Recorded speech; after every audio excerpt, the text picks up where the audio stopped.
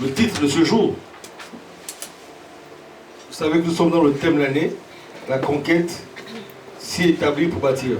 Donc le titre de ce jour, c'est la nécessité de gagner les âmes. La nécessité de gagner les âmes. Parce que nous sommes sur le mois de l'évangélisation. Quand on veut évangéliser, est-ce qu'on va juste parce que on veut se balader, on veut aborder des personnes? Non, on doit avoir le fardeau dans le cœur. Le fardeau de sauver les âmes. Bon, on sauve les âmes de quoi? Et pourquoi? Parce que nous qui sommes sauvés, nous savons qu'il y a une vie après la mort. Nous savons que nous sommes des pèlerins sur la terre. Quel que soit le nombre d'années que tu vas vivre, 90 ans, 100 ans, que tu vives dans la richesse, dans la pauvreté, un jour viendra, tu devras partir. Un jour viendra, tu devras partir. Et ce jour-là, tu ne vas pas où tu veux. Tu iras là où tu as préparé. Soit l'enfer, soit le paradis. Et comme nous avons la certitude, l'assurance que le paradis existe, parce que la parole de Dieu le déclare, et il nous a permis à nous de voir par l'entremise des frères et des sœurs qui ont des visions, qui ont eu des révélations, des songes, où on montait au ciel, on allait dans la présence de Dieu. Elle est là présente. Elle est là. Bonjour à tous, je m'appelle Flavie Gabonaise, vivant à Annecy. Et au début du mois de décembre, vers le 5 je crois, pendant les 40 jours de jeûne et de prière à l'église Siloé, j'ai fait un songe. Et aujourd'hui, je souhaite le partager avec vous pour rendre gloire à Dieu. Et du coup, le songe en question était le suivant. Le pasteur Jean nous avait demandé de faire un jeûne de 40 jours et tout. Et grosso modo, nous étions à 2500 personnes. On était vraiment nombreux. Il y avait les vieux, les enfants, tout le monde. Vraiment, il y avait plusieurs tranches d'âge. Et pendant ce jeûne, il nous avait dit que vers la fin du jeûne, on devait faire une prière pour clôturer le jeûne en question. Et lors de la clôturation, on était dans une salle. C'était une salle, tout était blanc, y compris les chaises. Tout le monde était en blanc, tout était blanc. Et sur les 2500 personnes, on s'est retrouvés à 30. Maxi 30, hein, vraiment, mais même 30 là, c'est à revoir. Mais on était maxi 30 sur les 2500 personnes. On était vraiment restreints. Et après ça, on était là, tout le monde était assis. La plupart des gens avaient les têtes baissées. Voilà. La plupart des gens avaient les têtes baissées et tout. J'étais là, j'observais tout le monde, j'observais. Après, je me disais, mais qu'est-ce qui se passe en fait? La prière n'a pas lieu ou quoi que ce soit. Et après, le passage, on s'est mis à genoux. Il était en train de prier, je crois. Lui, il priait. Il priait. Et après, j'étais là, je disais, mais la prière n'a pas lieu.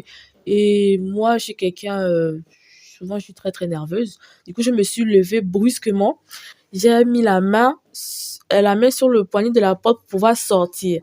Et au moment, et avant d'ouvrir la porte, j'ai vu une lumière très très très blanche.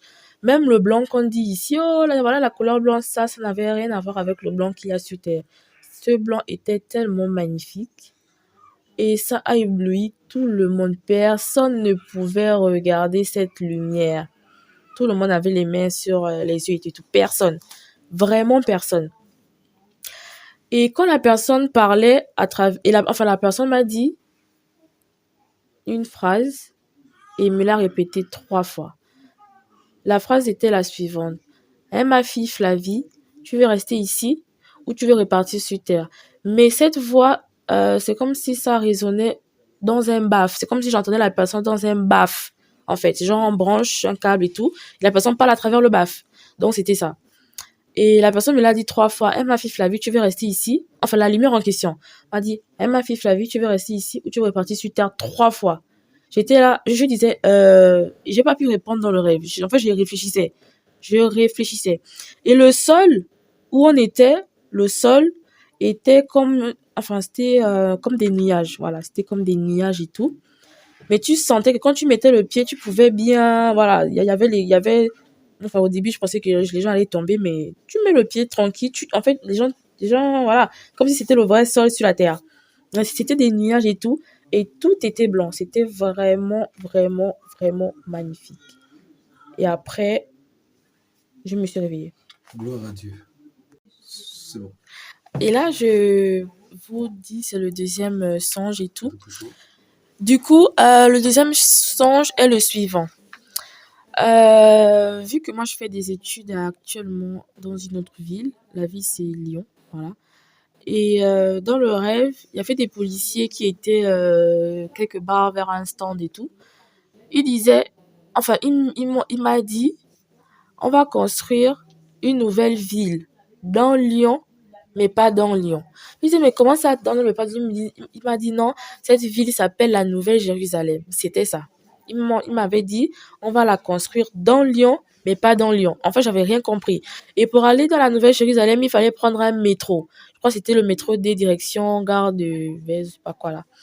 Du coup, dans ce métro, les gens étaient très peu. Les gens se posaient des questions. Il y avait un jeune homme qui disait, oui, est-ce que là-bas il y a des salles de sport? L'autre là-bas disait, mon copain, voilà, je peux pas laisser mon copain et tout et tout. Et moi-même, la concernée qui parle, je disais, mais mon école ici à Lyon, je vais faire comment et tout et tout. Et j'étais avec mes deux copines, voilà, elles sont jumelles et tout, j'étais avec elles. Et elles m'ont dit, et il y a une qui est vraiment chrétienne, elle est vraiment, vraiment, vraiment chrétienne à point. Et elle m'a dit, t'inquiète, là-bas, on va trouver des écoles, c'est pas grave et tout. Parce que je disais que, ah, mon école, moi-même qui parle. Je disais, mais mon école, je vais faire comment et tout et tout. Comment je vais faire? Elle m'a dit, allons-y, c'est pas grave, on monte. Mais les gens hésitaient à rentrer, hein. Vraiment, les gens hésitaient. Et en fait, le métro, on peut même dire que le métro était presque vide. Parce qu'il y a, je sais pas, on était vraiment, vraiment peu. Et devant, vraiment devant, parce que nous sommes entrés vers la quatrième voiture, tout devant, il y avait le pasteur Jean. Il était vraiment devant, genre, je crois, la première ou la deuxième voiture était vraiment devant. Du coup, le métro avançait, avançait, avançait. Après, on est arrivé à un niveau où il y avait un tunnel. Voilà, il y avait vraiment un tunnel. On a marché tout le long du tunnel et au bout, il y avait une lumière toute blanche. Et c'était là-bas où il y avait les escaliers où on pouvait maintenant sortir pour monter. Du coup, vers le bout du tunnel, le monsieur, le monsieur du bout du tunnel, il a dit, ah, une fois que vous montez là, vous ne pouvez plus faire marche arrière. J'ai dit, comment ça, on ne peut pas plus faire marche? Il me dit, non, si vous rentrez dans cette ville, vous ne pouvez plus faire marche arrière. Là où la fille, enfin, mes deux copines, elles ont dit, on y va. On a dit, il n'y a pas de souci, on fait pas marche arrière. Enfin, il fallait prendre des escaliers, vraiment des escaliers pour monter. Du coup, nous sommes montés, montés, montés. Et après, quand nous sommes montés, j'ai vu, franchement, c'était magnifique. Vraiment magnifique. Je peux même pas dire que je peux décrire. C'était magnifique. Il y avait, je sais pas, c'était comme si c'était un rond et tout. Il y avait des herbes. Même des arbres, enfin un peu d'herbes derrière, il y avait des fleurs. Et quand je me suis retournée, j'ai vu une très très très longue barrière, toute rose. Elle était vraiment rose. C'était un rose, bon, pas fluo, mais c'était un joli rose. Et ce rose-là, j'ai jamais vu ça ici sur Terre, là. C'était un rose assez, je sais pas si, je sais pas si on peut dire, on prend un peu le rose, un peu du violet, on mélange un tout petit peu pour faire ce rose que j'ai vu. Du coup, il y avait une très, très, très longue barrière.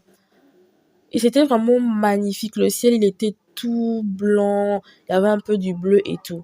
Et quand mes copines marchaient et tout, il y a la fleur qui disait, ah, en tout cas, la fleur faisait des mouvements. En gros, la fleur respirait, on peut dire. Elle respirait et elle parlait. Du coup, on avait même du mal à marcher sur les fleurs en question de peur de faire mal aux fleurs.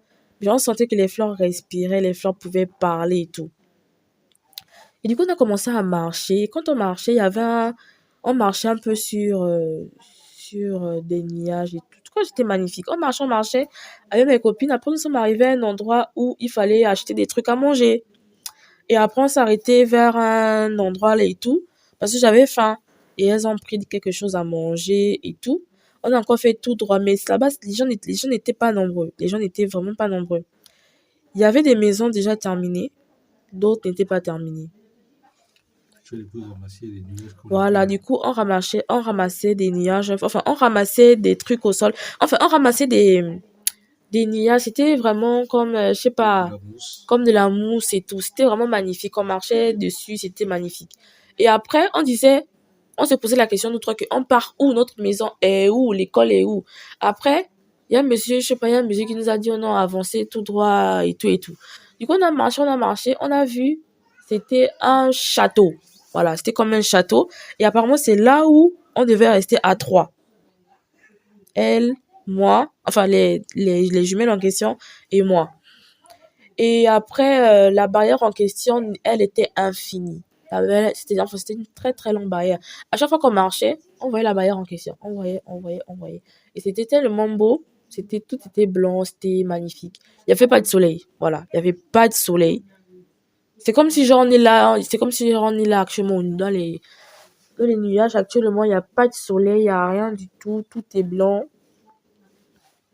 Et c'était ça. Franchement, c'était magnifique. Amen. Et à partir de ce moment, tu es conscient que l'évangélisation, c'est pour aller sauver une âme. La personne en question ne comprend rien, ne connaît pas Jésus. Ce n'est pas un problème. Mais toi, tu as la connaissance. Toi, tu as la révélation. Tu sais que ce n'est pas un jeu. Il y en a qui pensent que c'est facultatif. Donner sa vie à Jésus, c'est facultatif.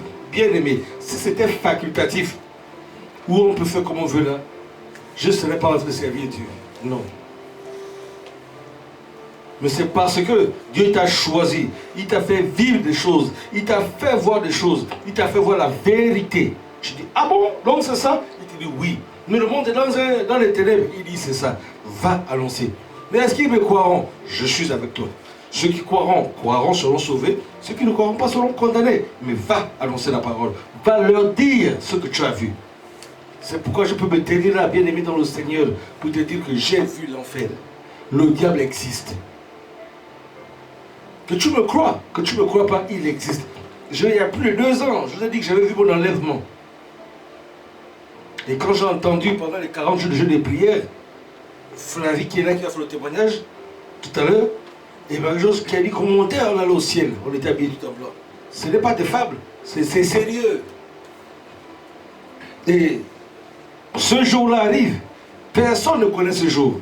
Si ce n'est pas ce jour-là, ça peut être la mort qui te prend bien avant, mais tu vas aller où? Et donc, quand tu es conscient de cela, tu ne veux pas que les autres aillent périr dans le feu de l'éternité. Et c'est ça le combat en question. C'est ça le combat en question. Le salut des âmes. Gagner les âmes. Gagner les âmes.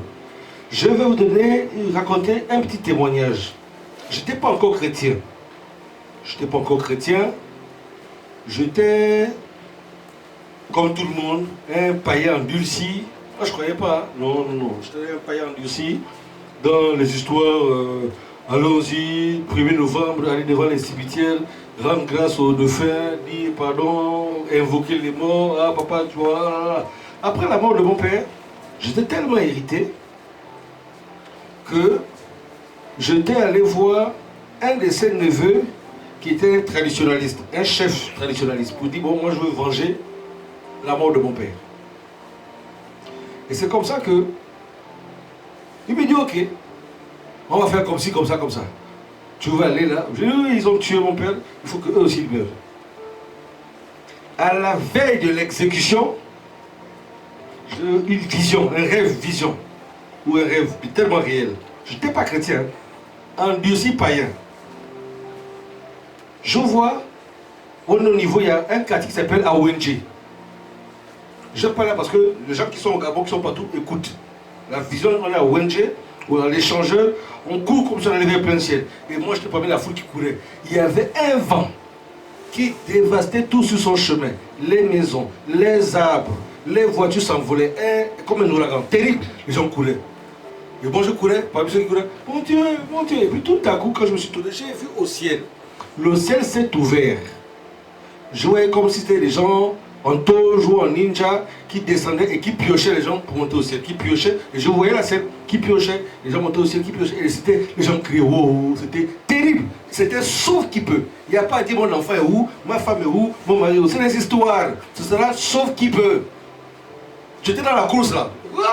C'était horrible, horrible. Il n'y a pas à dire ma femme, où mon mari, c'est des histoires. Ce jour-là, tu rends ta compte.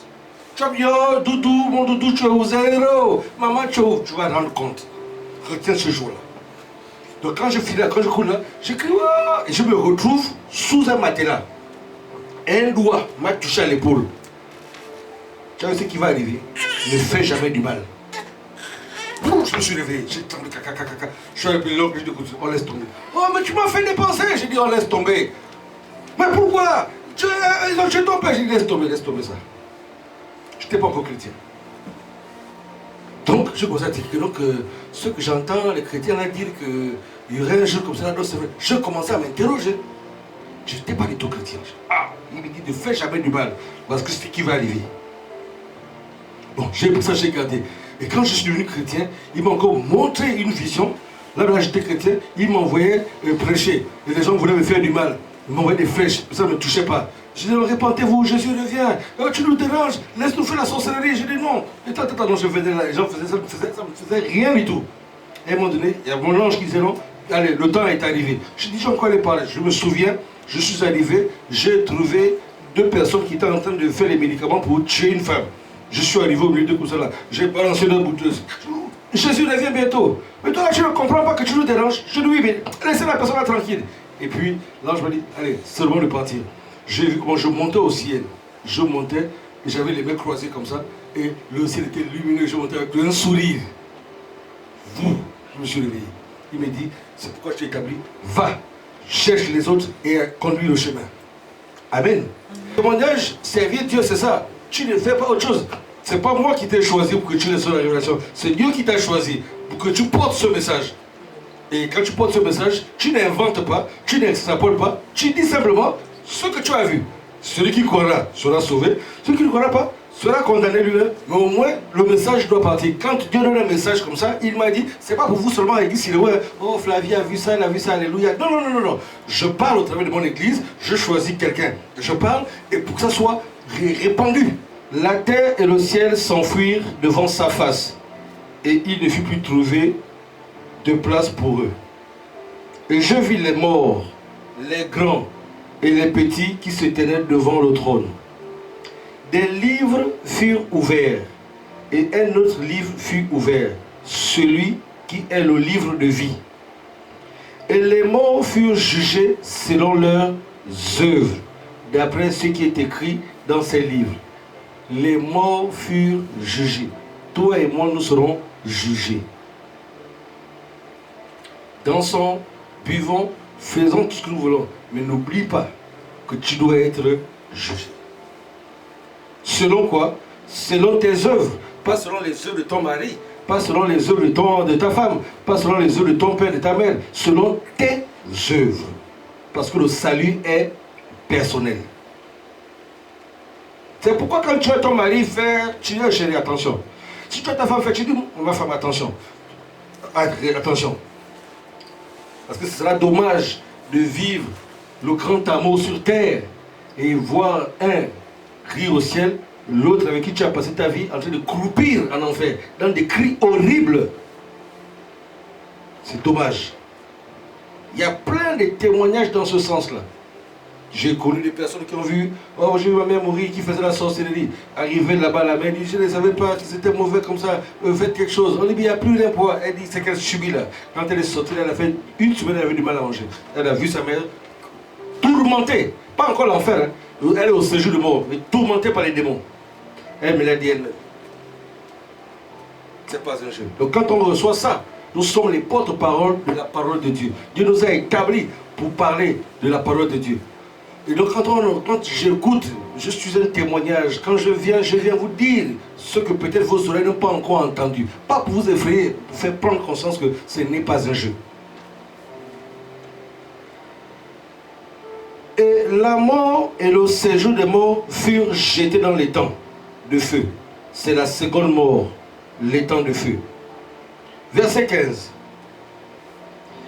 Quiconque ne fut pas trouvé écrit dans le livre de vie fut jeté dans les temps de feu.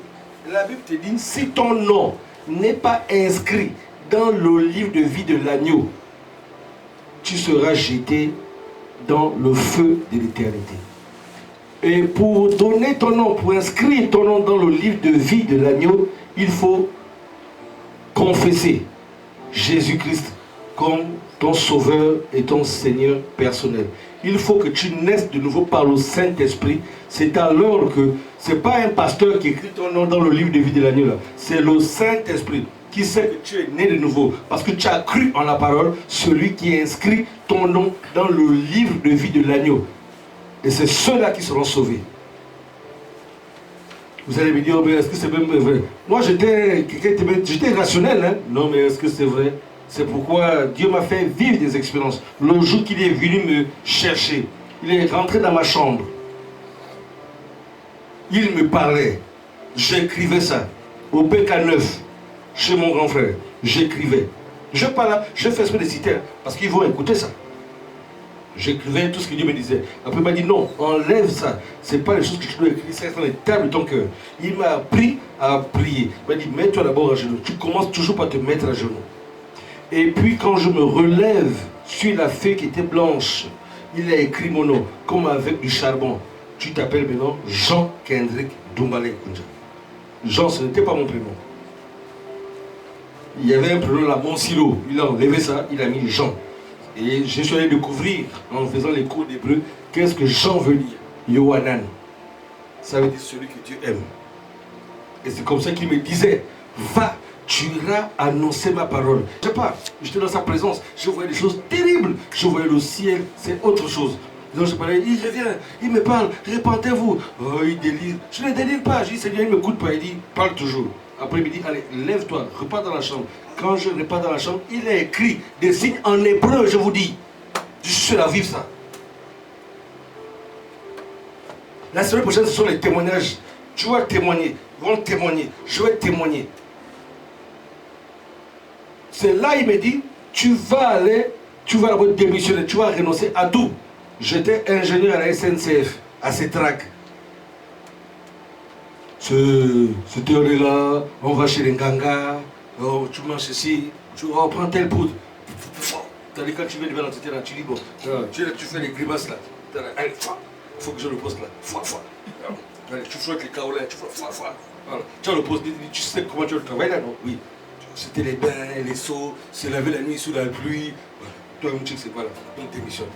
Et quand j'annonce aux gens que je vais aller démissionner, mais Doumbala, toi aussi, tu es un cadre. L'entreprise, on part à l'inspection du travail. Hein.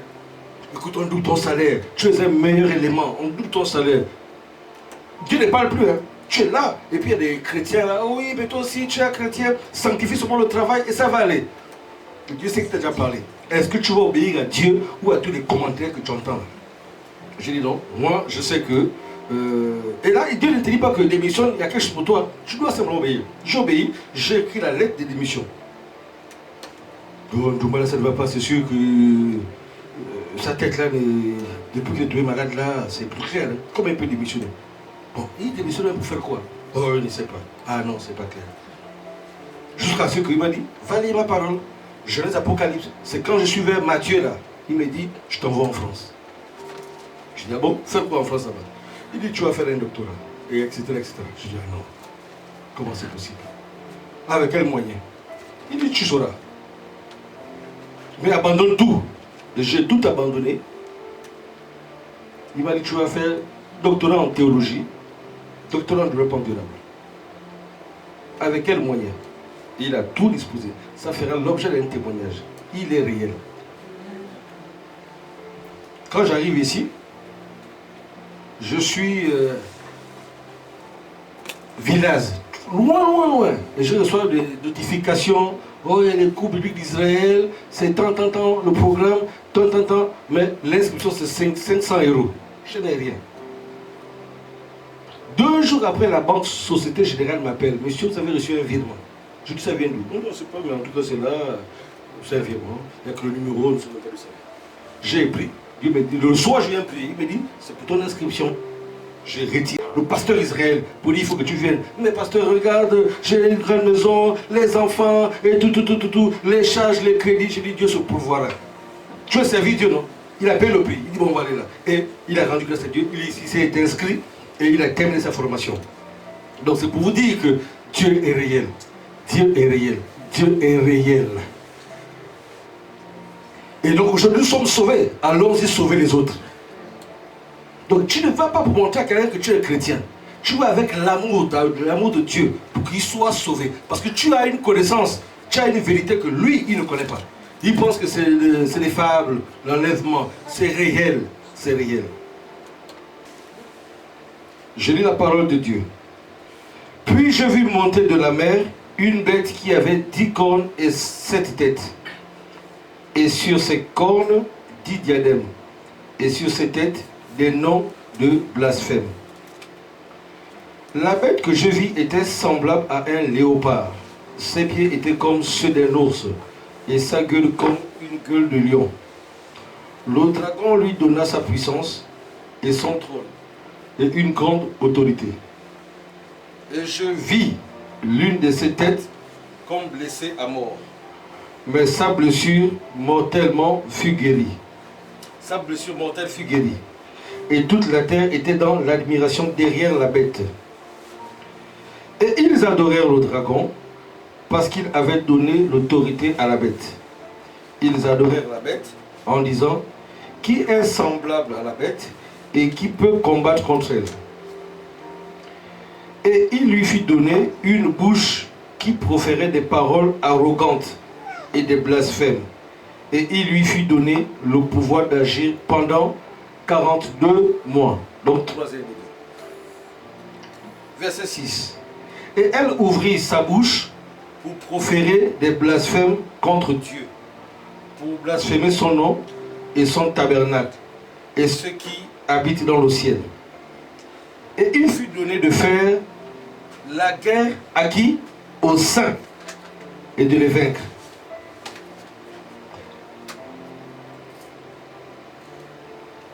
On est sur le verset 7. Et il lui fut donné de faire la guerre à qui? Aux saints. Les saints, c'est qui? C'est toi et moi. Les saints, ce n'est pas ceux qui sont morts. Les saints, c'est toi et moi qui sommes sanctifiés par le sang de Jésus. Nous sommes saints. Nous sommes saints. Il lui fut donné de faire la guerre aux saints et de les vaincre. Et il lui fut donné autorité sur toute tribu, tout peuple, toute langue et toute nation. Verset 8. Et tous les habitants de la terre l'adoreront. Ce dont le nom n'a pas été inscrit dès la fondation du monde dans le livre de vie de l'agneau qui a été immolé. Si quelqu'un a des oreilles, qu'il entende. Le temps va arriver où il y en a qui vont adorer la bête, adorer le diable. Ceux qui n'auront pas donné leur vie à Jésus, ceux dont les noms ne seront pas inscrits dans le livre de vie de l'agneau.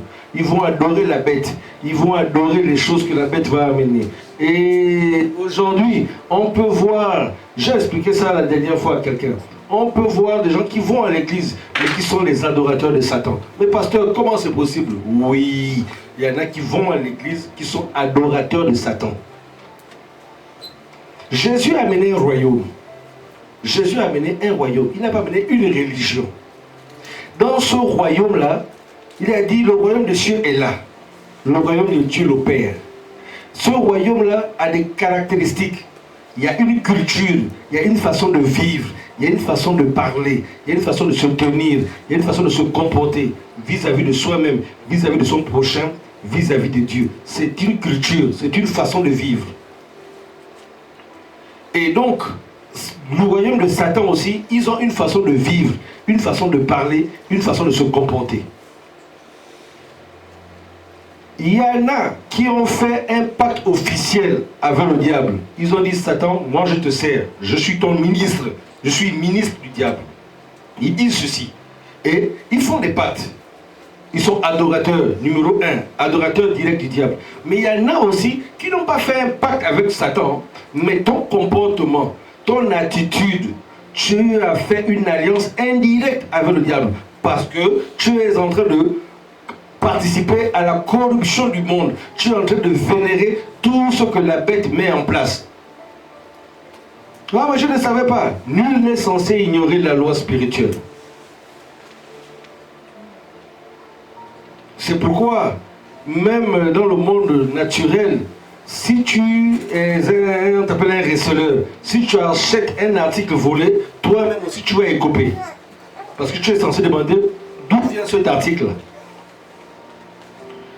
Bien-aimé, écoute la parole du Seigneur en ce jour. C'est ce matin qu'il m'a donné ce message. Il me dit, il va parler de l'enlèvement. Est-ce que parce que ça arrive, il y a une servante de Dieu qui m'a raconté un témoignage. Elle fait, il y a 2 ans, 4 ans, elle fait un rêve, elle voit son beau-frère mourir. Donc elle dit à sa soeur, ah, j'ai fait un rêve, c'est curieux, dont mon mari mourrait par accident. Et comme ils avaient des problèmes de famille, elle n'a même pas osé répondre à la soeur. Elle s'est tombée. Je lui ai dit, ah, je lui ai fait un message, elle a lu, elle dit, bon d'accord. Un peu frustrée, quand même, réponds-moi. Même s'il y a des problèmes de famille entre les mamans, toi et moi nous sommes les sœurs, pourquoi tu ne réponds pas? Elle s'est tombée. 2 ans sont passés. Donc 24 mois plus tard, le mari en question meurt par accident. Oh, oh, oh, oh. Vous savez quand il y a les deux là, quand je viens là, la soeur en question vient maintenant se mettre à sa genoux. Ma soeur, donc tu avais raison. Elle dit bon, c'est trop tard. Je dis là, si c'était moi là, j'allais même te dire quelque chose. Elle dit, ben, c'est trop tard. Hein. Là, il faut même toi-même te repentir devant Dieu. Dieu avait donné le message. Je te donne le message. Tu as appris, tu as fait ce que tu as fait. Le type là est mort. La Bible dit quoi, Ézéchiel? Son sang te sera redemandé. Dieu ne donne pas les rêves pour rien. Hein? Dieu ne donne pas les visions et les rêves pour rien, monsieur. Oui, alléluia, j'ai vu. Sache que c'est une responsabilité que Dieu te donne. Sache ça. Dis à la personne que la personne croit, que la personne ne croit pas, dis à la personne. Parce que quand le pays va arriver, 2 ans après, elle s'est enroulée là pour dire, tu avais raison, si on avait prié, elle dit, bah, si, là c'est trop tard. Il est bon. Prépare-toi seulement à rendre compte à Dieu. C'est tout ce que je peux te dire. Pourquoi la peine de répondre, alors bon, on va prier, ça ne te coûte rien. Tu as fait fi de ce qu'on t'a dit. D'accord. Et puis ils sont souvent comme ça. Hein. Elle dit bon, 6 mois. Mais le rêve est le même mot. Ça n'a même pas eu lieu. 6 mois, 1 an. Ah, tu as oublié. 24 mois, jour pour jour, plus tard, comme on dit accident, boum, il est mort. Ah. Donc, Dieu nous parle. Je ne sais pas à qui Dieu veut parler. Prends ce message-là, envoie-le. Ça peut être quelqu'un autour de toi. C'est pourquoi il est ici, si quelqu'un a des oreilles qui l'entendent, il y a ce jour, ça peut être l'enlèvement qui va nous amener, ça peut être avant, Dieu t'appelle et Dieu parle. C'est pourquoi il m'a dit lui-même, tu dois mettre l'enregistrement là. Je n'ai pas donné ça pour vous seul. C'était pour... Je parle à travers le monde. Je parle à travers mes églises. Et je choisis quelqu'un. Si c'est encore moi le pasteur qui a dit, j'ai vu l'enlèvement, oh pasteur, tu veux nous effrayer, toi toujours, toi tes histoires là, tu veux nous empêcher d'aller au lac. Non, il va passer par quelqu'un. Vous êtes même surpris. Oh, le Flavie n'était même pas avec nous. Et c'est qu'il reçoit 2 rêves, 2 visions authentiques. Pour vous montrer la véracité et la profondeur. Elle a dit, on était 2500. Sur les 2500, environ 30 étaient présents à la convocation et 30 étaient partis. Donc 2470 échoués. Regardez le ratio. Et tous ceux qui ont vu l'enlèvement disent la même chose. Qu'ils n'étaient pas nombreux. Le patriarche, Papa Karambiri, dit la même chose. Il y avait l'enlèvement. Le Seigneur était suspendu dans les airs. Et les gens étaient dans les églises. Hein. Les gens chantaient, faisaient les réunions de prière. Entre là. Mais il arrive. Mais je suis là-haut. Oh Mamadou. Oh, toi aussi, Jésus ne vient pas tout de suite. Il est là-haut. Les gens faisaient des réunions. Les chantres faisaient des répétitions des chantres. Jésus est rentré, il dit, je suis là-haut. Il dit, mais je suis là. Et donc, là, je dis, allez, monte maintenant. Il dit, pardon, laisse-moi encore le temps d'aller les chercher. Donc, Dieu a donné une capacité. Il allait comme des bons, d'une ville à une autre. Et il était dans les églises. Et il disait ce qu'il voyait. Il voyait plus de femmes monter, les enfants, et quelques hommes. Donc, il est arrivé comme ça. Et après, le soir, il dit, écoute, c'est le moment, il faut que tu partes, sinon tu vas rester. Après, il a été enlevé. Arrivé à une certaine hauteur, Son corps a changé. Il a eu un corps glorieux et avec le Seigneur, ils sont montés dans la gloire. Il le lit tous les jours dans ce témoignage. J'ai vu ça. Voici ce qu'elle a vu. Donc, que les gens peuvent croire ou pas croire, ce jour-là va arriver. Et là, il va peut te dire, je vous ai raconté la fois, c'était sauve qui peut. Et c'est quand tu as vu ces choses-là, tu as la compassion des âmes. Tu vas prendre ta voiture, aller chercher un frère quelque part. Tu vas prendre ta voiture, aller chercher une soeur quelque part. Parce que tu connais de quoi il s'agit. C'est pas parce que tu as du carburant à dépenser. C'est pas parce que tu n'as rien à faire. Non, c'est parce que tu connais la valeur des âmes. Et tu pries qu'au fur et à mesure que la personne grandisse avec le Seigneur, découvrira ces vérités. Elle aussi, elle deviendra un disciple, une disciple qui ira chercher d'autres âmes. Alléluia. Bien-aimés. Donnez ce message à vos frères et sœurs. Il ne s'agit pas de dire je me suis fait baptiser. Avant de vous engager dans le Seigneur, rassure-toi de l'homme qui veut te baptiser ou de la femme qui veut te baptiser. Parce que ton éternité en dépend. Ce n'est pas de l'émotion. Ne viens pas parce que ton frère est venu. Ne viens pas parce que ta soeur est partie. Regarde et demande à Dieu. Jean 1, à partir du verset 19. Je lis la parole de Dieu. Voici le témoignage de Jean. Lorsque les Juifs envoyèrent de Jérusalem des sacrificateurs et des Lévites pour lui demander, toi, qui es-tu? Il déclara, et il ne le nia point, il déclara qu'il n'était pas le Christ. Verset 21. Et ils lui demandèrent, quoi donc? Es-tu Élie? Et il dit, je ne le suis point. Es-tu le prophète? Et il répondit, non. Il lui dit alors, qui es-tu? Afin que nous donnions une réponse à ceux qui nous ont envoyés. Que dis-tu de toi-même? Moi, dit-il, je suis la voix de celui qui crie dans le désert. Aplanissez le chemin du Seigneur, comme a dit Ésaïe le prophète. Ceux qui avaient été envoyés étaient des pharisiens. Verset 25. Ils lui firent encore cette question. Pourquoi donc baptises-tu si tu n'es pas le Christ, tu n'es pas Élie et tu n'es pas le prophète? La question que les pharisiens posent, qui connaissaient la loi, la Torah, dis-nous de quelle autorité baptises-tu? Tu n'es ni le Christ, ni prophète, ni Élie.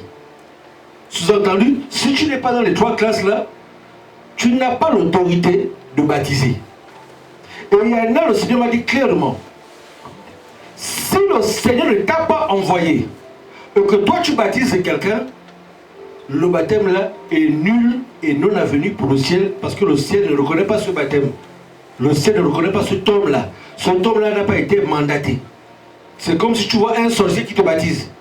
Parce qu'il t'a baptisé, tu penses que ton nom t'inscrit au ciel? Non.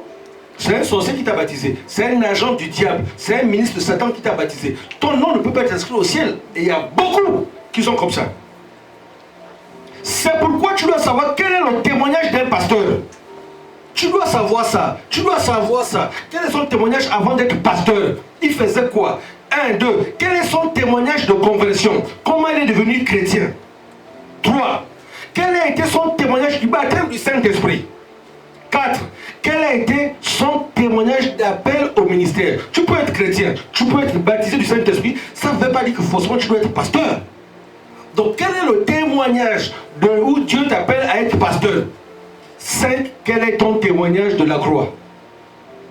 Ces 5 choses-là, tu dois le savoir avant de te faire baptiser par quelqu'un. Vous m'entendez?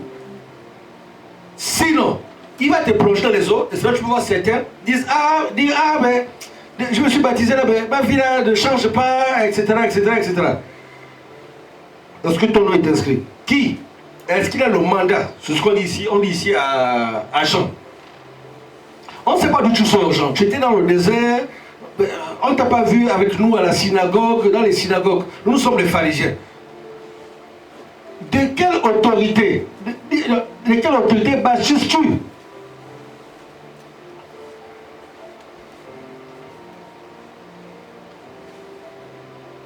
Pourquoi donc baptises-tu? Verset 25. Pourquoi donc baptises-tu? Parce que pour nous les Juifs, le baptême doit être officié par un prophète, le Christ Élie. Et tu n'es rien de trois. Écoutons la suite. Verset 26. Jean leur répondit, moi je baptise d'eau. Mais au milieu de vous, il y a quelqu'un que vous ne connaissez pas qui vient après moi. Verset 27. Je ne suis pas digne de délier la croix de ses souliers. Verset 28. Ces choses se passèrent à Béthanie, au-delà du Jourdain, où Jean baptisait. Verset 29. Le lendemain, il vit Jésus venant à lui et il dit, voici l'agneau de Dieu qui ôte le péché du monde. C'est celui dont j'ai dit, après moi vient un homme qui m'a précédé, car il était avant moi. Je ne le connaissais pas, mais c'est afin qu'il fût manifesté à Israël que je suis venu baptiser d'eau. Jean rendit ce témoignage, j'ai vu l'Esprit descendre du ciel comme une colombe et s'arrêter sur lui. Je ne le connaissais pas. Écoutons maintenant la suite. Je ne le connaissais pas, mais celui qui m'a envoyé baptiser d'eau. Celui-là m'a dit, celui sur qui tu verras l'Esprit descendre et s'arrêter, c'est celui qui baptise du Saint-Esprit. C'est là que tu vois certains en train de bricoler, zéro, connaissent pas la parole. Qui t'a envoyé baptiser d'eau?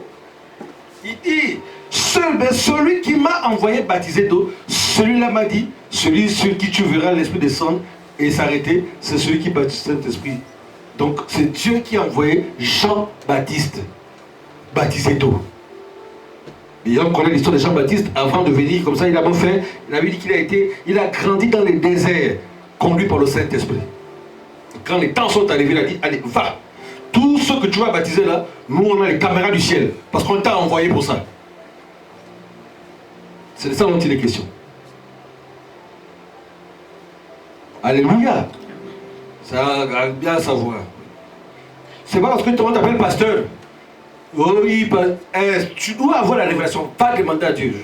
Depuis la première fois que je suis arrivé, je dis aux gens ici, allez, demandez à Dieu. Avant qu'on ne commence les hostilités. On était à la ville de Romain là-bas il y a 3 ans. Je dis parce que moi, j'aurai la grâce de vous connaître autant que vous êtes.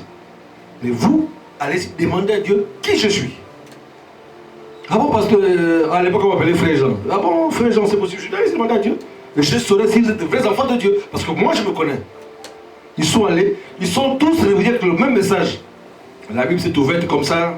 J'ai eu un rêve, l'autre dit j'ai vu un ange. Oh, tu es prophète. Oh, tu es apôtre. Oh, tu es un vrai serviteur de Dieu. Oh, j'ai vu une lumière derrière toi. J'ai vu le soleil derrière ton dos. Chacun a fait son commentaire. Je dis, bon, maintenant on peut marcher. Marchons, très bien. 2 personnes peuvent-ils marcher ensemble sans s'être accordées? Il faudrait qu'on s'accorde. Il faut que tu saches qui je suis. Il faut que je sache qui tu es. Après, on marche comme les enfants de Dieu. C'est ça. Il ne faut pas avoir honte, avoir peur de demander à Dieu.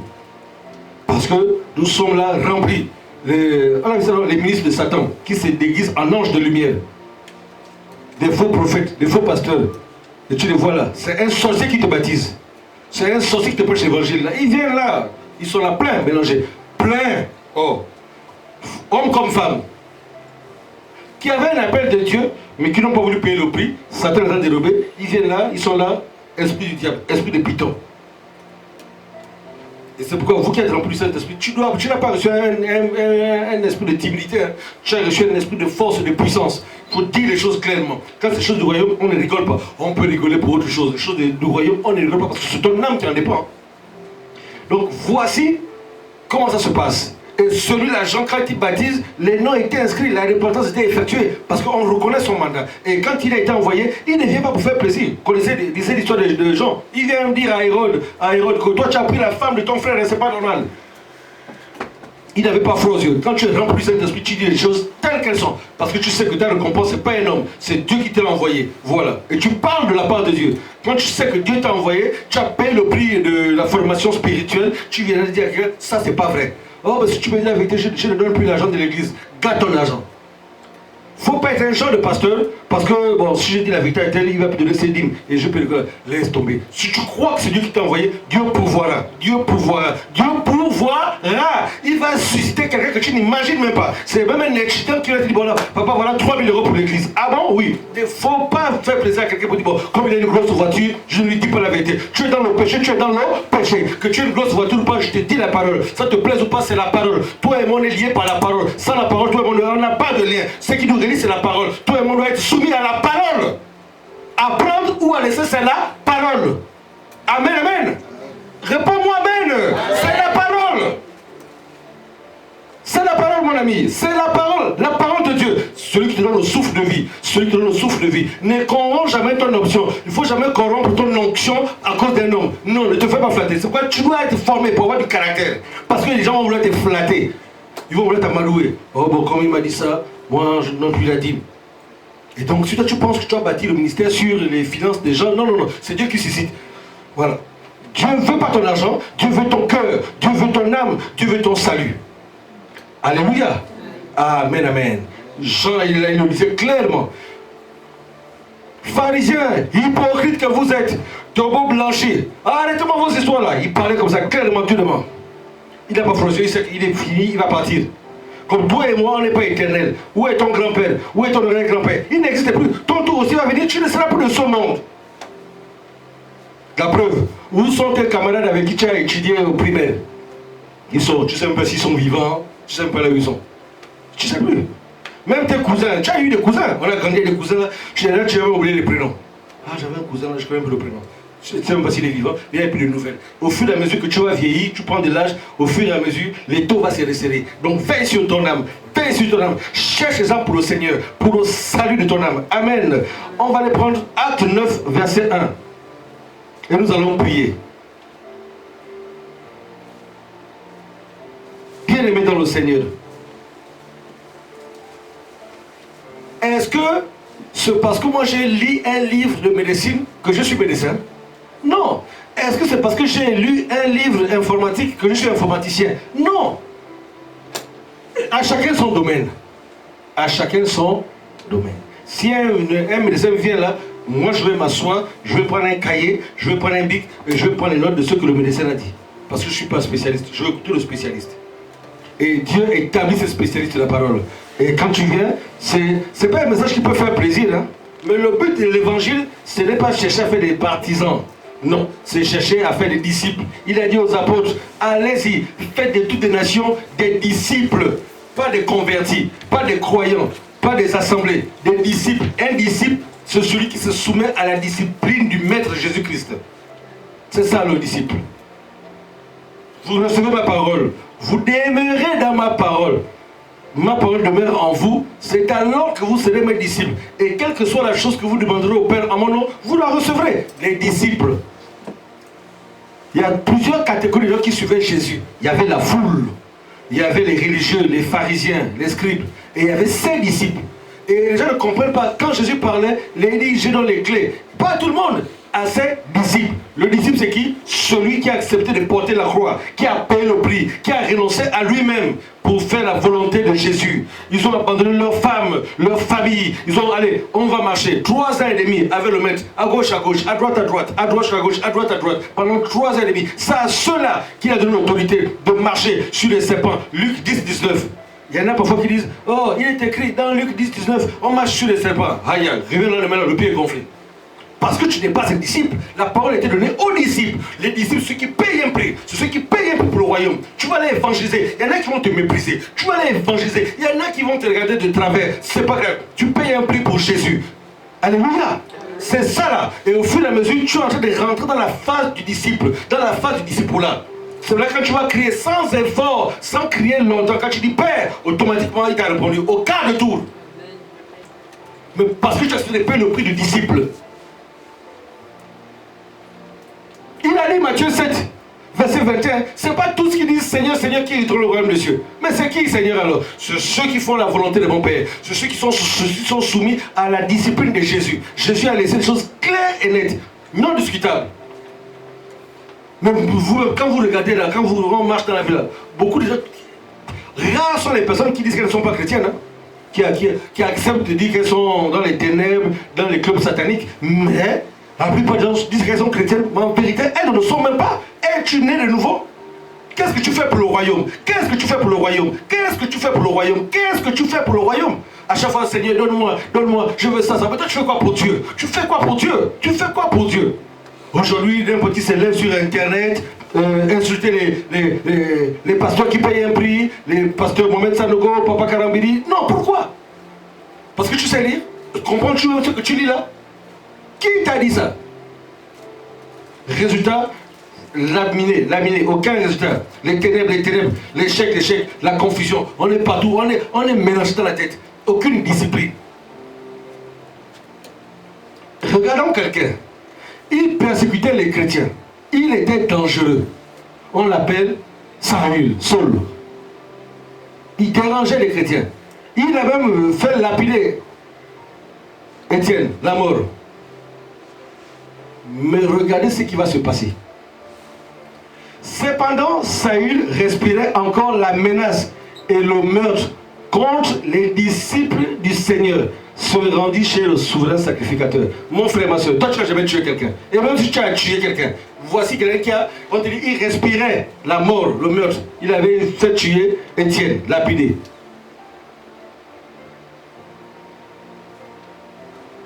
La suite.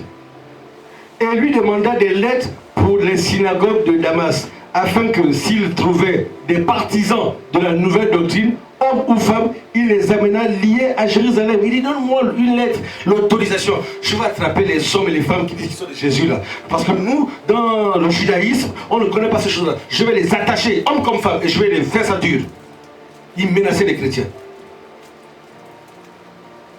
Comme il était en chemin et qu'il s'approchait de Damas, tout à coup, une lumière venant du ciel resplendit autour de lui.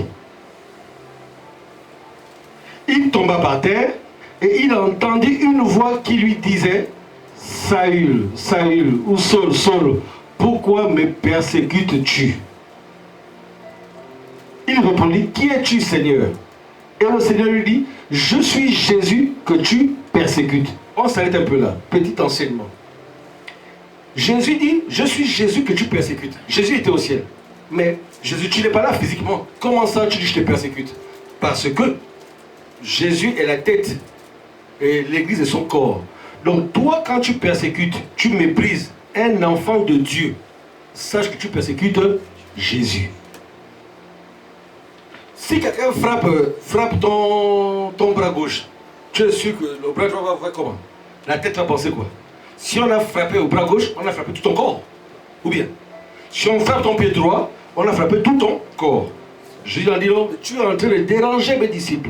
Les gens ne savent pas que Satan a mis une ruse où il permet à tout le monde, tu prends ton petit téléphone, TikTok, tu t'assois là, tu prends la Bible, tu es en train d'insulter les gens. Tu ne connais pas quelque chose, tais-toi. Et Satan est rusé. Il sait que chaque jour, ceux qui se disent chrétiens là vont en enfer sur un tapis rouge. Ils ne le savent pas. Il a mis un système en place où il y en a qui vont à l'église, mais chaque jour ils vont en enfer. En enfer.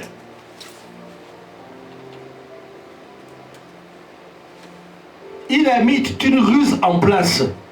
Il est malin, il est rusé, il est tentateur, il est séducteur, il est voleur, il est menteur. Il répondit, qui es-tu, Seigneur? Et je dis, je suis Jésus que tu persécutes. Parce que si tu persécutes l'un des miens qui est dans mon corps, c'est moi que tu persécutes. Il te serait dur de régimber contre les aiguillons. Tremblant et saisi d'effroi, il dit, Seigneur, que veux-tu que je fasse? Et le Seigneur lui dit, lève-toi, entre dans la ville et on te dira ce que tu dois faire. La vie spirituelle en Christ, ce n'est pas toi qui choisis ce que tu veux faire, comme ça te plaît. Non. Tu dois être là, dans la présence de Dieu, et tu vas attendre ce que Dieu va te demander de faire. Va-tu obéir? Il peut te dire, prends ça, va donner à l'église. Nous sommes entrés certains, allez, prends ça, donne terrain là, donne ça pour la construction de l'église. Oh, les pasteurs envoûtent les fidèles. Comment ça intérêt? Tu ne comprends rien, tais-toi. Oh, mais pourquoi elle prend son temps comme ça pour venir à l'église faire les répétitions? c'est ce que Dieu a mis dans son fardeau. Si toi tu ne veux pas, laisse tomber, mais ne critique pas. On va te dire ce que tu dois faire. La suite. Les hommes qui l'accompagnaient demeurèrent stupéfaits. Et ils entendaient bien la voix, mais ils ne voyaient personne.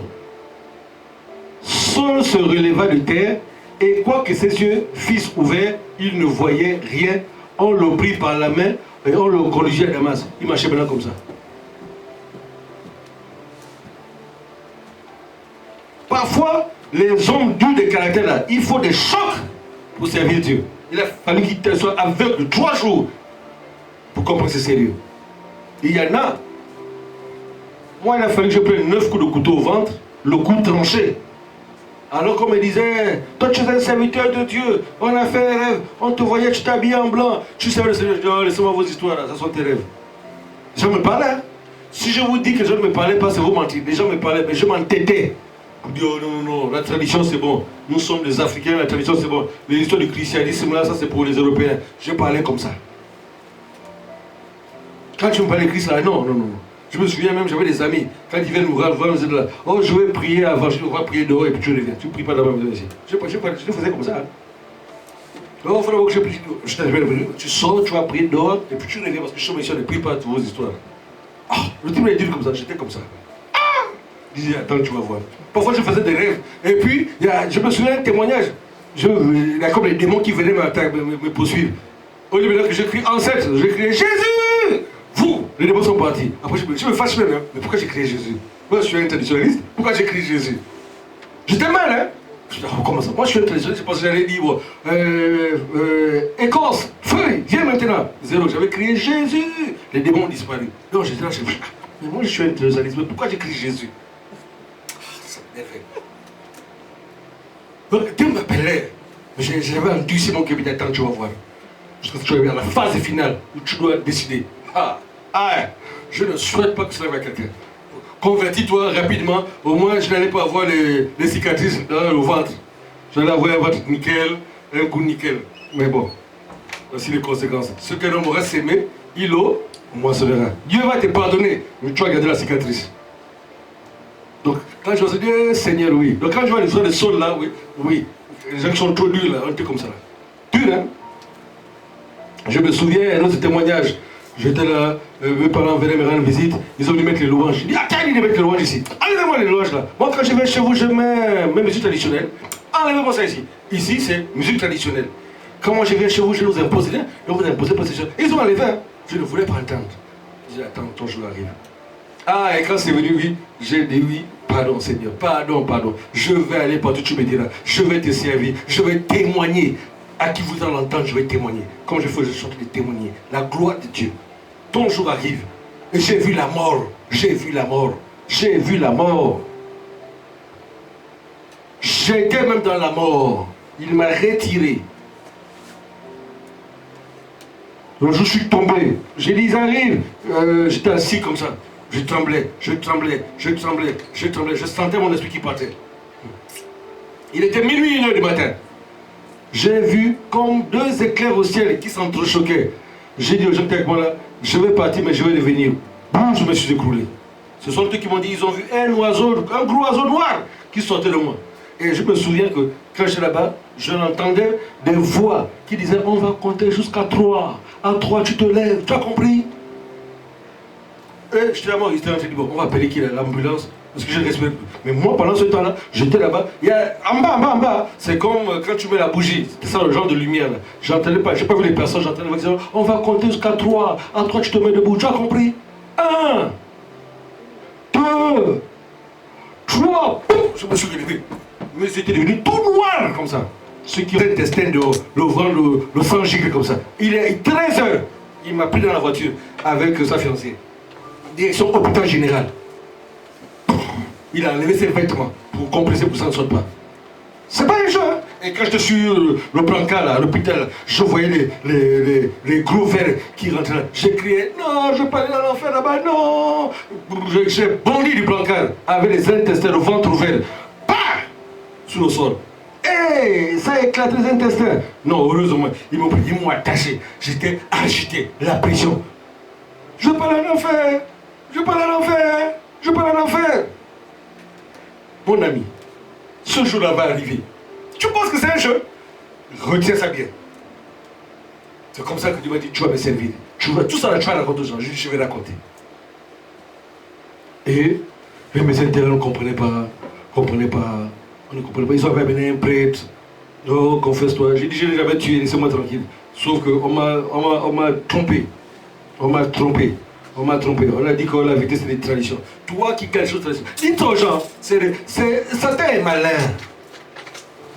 Et c'est comme ça que quand Dieu m'a restauré, une semaine après, moi j'allais faire les pansements. Je marchais comme ça.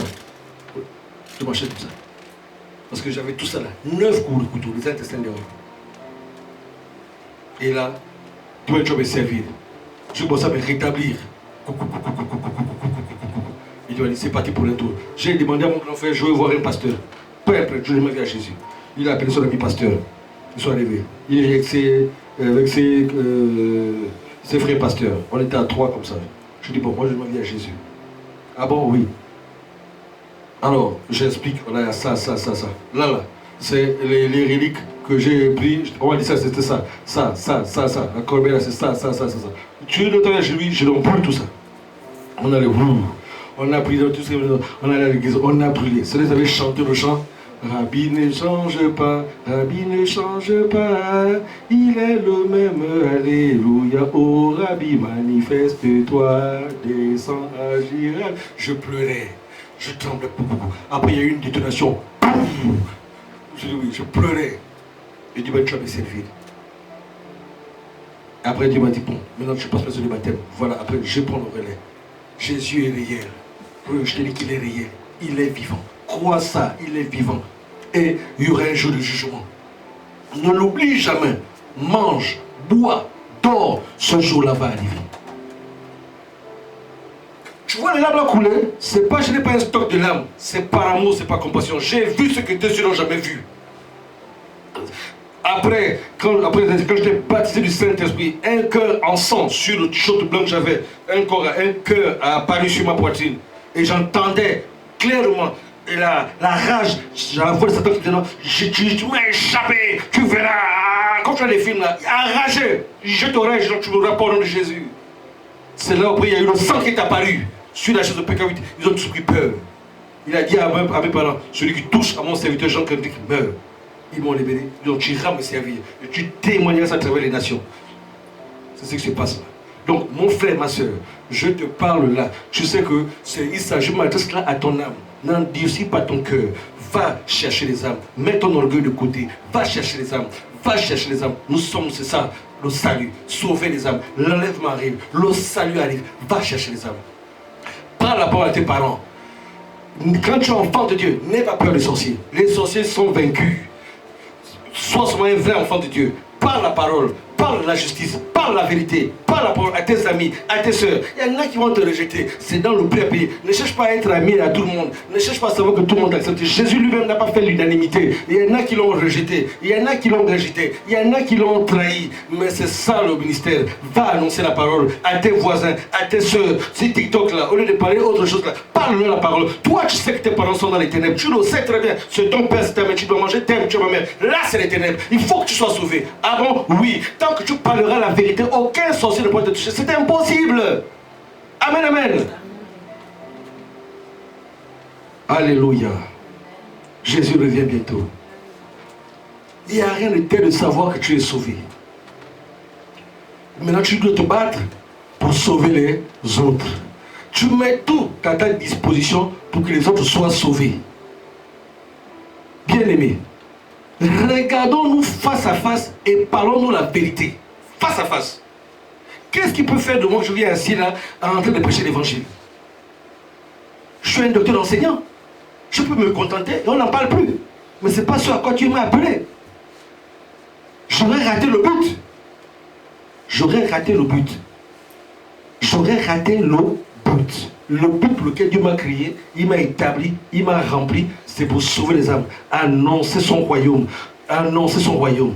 Et c'est ça. Si en dehors de ça, je peux travailler quelque part, alléluia, gloire à Dieu. Mais je fais d'abord la chose première pour laquelle Dieu m'a établi. Chercher premièrement le royaume des cieux et sa justice. C'est ça. Le reste là, ça va venir. C'est pourquoi aujourd'hui, rendons grâce à Dieu. Nous avons un espace où on peut recevoir des gens. Et au fur et à mesure, il est mieux d'avoir 10 convertis que d'avoir une église de 100 inconvertis.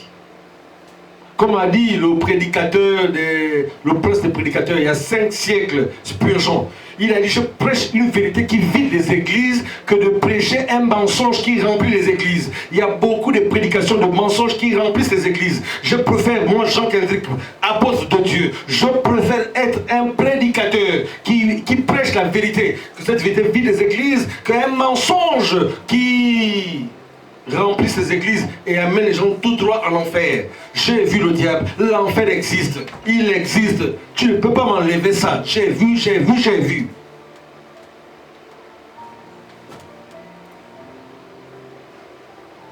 Comme on avait vu, on était 2500 appelés à venir ce jour à la convocation solennelle. Elle a dit on était peu, on était peut-être 30, et c'est les 30 là qu'elle a vu, on était au ciel, dans les nuages, avec le Seigneur Jésus. C'est pas moi qui ai vu, c'est elle qui a vu.